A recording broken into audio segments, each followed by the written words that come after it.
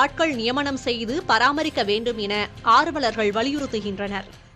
மத்திய அரசாங்கமும் சரி, மாநில அரசாங்கமும் சரி, இந்த பகுதி அதாவது தமிழர்களுடைய எச்சம் அப்படின்னு சொல்லக்கூடிய இந்த பகுதியை இவ்வளவு ஒரு மெத்தன போக்கா விடுறது ஒரு சரியான இது முறை கிடையாது.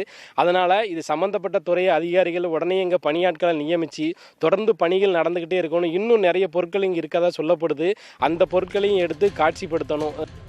ஆதிச்சநல்லூர் அகழாய்வின் நிலை குறித்து கேட்பதற்காக திருச்சி மண்டலத்தில் இருந்து பணியில் ஈடுபடுத்தப்பட்டுள்ளவரிடம் கேட்டபோது பணியாளர்கள் அனைவரும் நிறுத்தப்பட்டதால்தான் தாம் இங்கு வந்துள்ளதாக கூறினார்.